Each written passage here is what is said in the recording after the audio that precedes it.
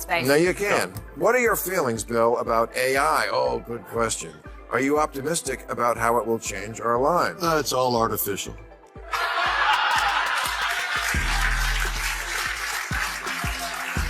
It's going to change. It's changed everything. It's changing everything. It has changed already. Yeah. It will change, and will it come alive and destroy us? Hopefully.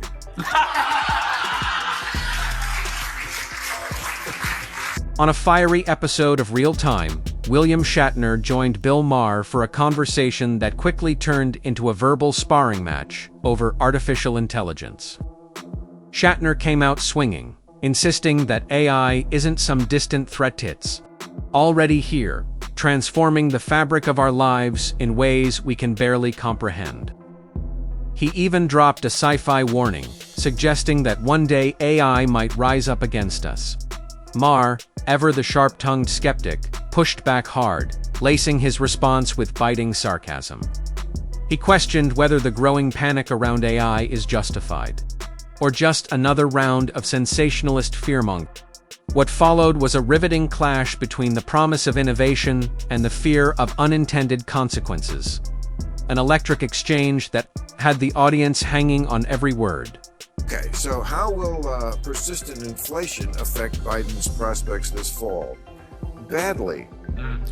Duh. Does it counteract all the other positive economic news? Well, every time I point out the positive economic news, somebody yells at me in some sort of, somebody writes something like, oh, sure, it's fine for you, Bill Maher, with your private jets. Yeah, but what is inflation? I mean, how high does inflation have to be before it's inflation? It's when eggs cost more. It's what? It's when eggs cost more. That's what people are upset about. I know, but salaries are going up too. Yes, they are. It's a peculiar situation. It isn't that bad. They're just making it sound bad. Don't say that. They'll yell at you. You don't want to say that. No. What you mean to say is... They only yell at you when you define your negative. What you really want to say is like everybody should be a millionaire and everybody should. No, I agree. I mean, look, I've been rich and I've been poor. Being rich is better. All right. The panel didn't bother sugarcoating the economy. On paper, things look solid. Wages are rising. Job numbers are strong. But that's not what most Americans are feeling. When everyday staples like eggs and bread start to feel like luxuries, the glossy stats out of DC ring hollow. They tore into the growing gap between the headlines and the harsh reality at the checkout line. And the real gut punch.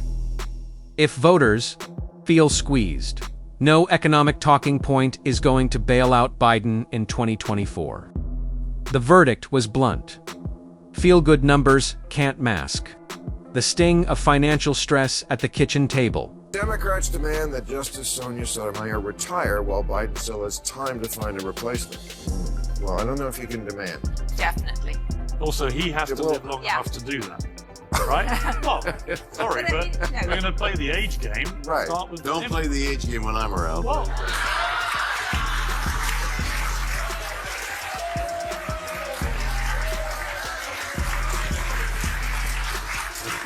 I hear you, Jeffrey. I hear you. We got to go on the road together. I'm telling There's you. a lot of leaders recently who haven't left in time, whether it's RBG, whether it's a Queen, and they basically created problems that were terrible later on. I mean, The Queen? What are you on about? Well, the royal family was infantilized by the fact The that Queen they was had- basically the female William Shatner, where the older she got, the older... I will explain. The older she got, the more popular she became, and the wiser she grew. And so, question: if she had actually, And the better she looked in a dress. Sorry. earlier, would you not think that Prince Charles and the rest of the royal family would have had to grow up quicker? No, I think Charles is doing a great job. He just, unfortunately, he's been stricken with a serious illness. But actually, no, I don't. I actually believe in experience. He's doing a great job. What does he do? What's the job? Well, you said he's doing a great job. What? I don't know. You think What? your leaders are any better? No. What? Well, first of all, they're not your leaders. You said what? I want to know what constitutes doing a great job. I actually when that's their job. I think the biggest mistake your country ever made was getting rid of the monarchy. Because if you kept it, you could have had King Piers by now. Thank you. He likes that idea. I don't. They provide a comfort blanket to the nation, which I think is under. Then came the question, no politician or public figure wants to confront. When is it time to step aside? The spotlight turned to Justice Sonia Sotomayor, amid a quiet but growing anxiety within the Democratic Party about whether she should retire while there's still a window to ensure her successor.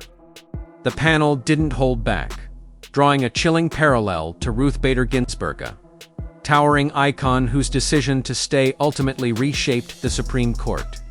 But the discussion went deeper than just Sotomayor, or Queen Elizabeth, or aging senators clinging to power. It became a reflection on legacy, ego, and the razor-thin line between dedication and denial. Because sometimes, the most honorable decision is knowing when to let go. Oh, do you think the government is hiding evidence of alien life? They seem to think of you as somebody who's an expert on space. That's because I am. I know. Why would they? How could they hide? They can't hide a budget aberration. Why would they hide this little yellow guy comes out of a ship? Put him away. It's ridiculous. Well, they're not yellow, they're green. You should know. I'm not wearing glasses. Okay, you should know because you kissed one of those too. I gotta say, they do taste differently. You got a lot of tail on that joke. I gotta say. Well, I disagree with you. I think I'm not saying there's aliens among us. I'm not saying there's not. I think, what are you saying? I'm saying I don't know, and you don't either. I do know. You don't know. Well, it's impossible. They can't hide the. There's nothing unscientific about it. Don't you think an alien invasion would be the only thing that could actually unite Democrats and Republicans? They can come together and No, fight. in fact, I did a whole piece about that. It's in the book. I did. And the point of it was, like, in the past, always I would have said that. And now, absolutely not. Are we sure Marjorie Taylor Greene is not an alien? The first thing, if Martians landed, the first thing the Republicans would say would be, Biden. This never happened under Trump. Really, I don't even think that could unite us. Just when the show seemed to be winding down, Bill Maher lobbed one last curveball. Are aliens real? Is the government hiding them? Without missing a beat, William Shatner fired back with classic charm asterisk.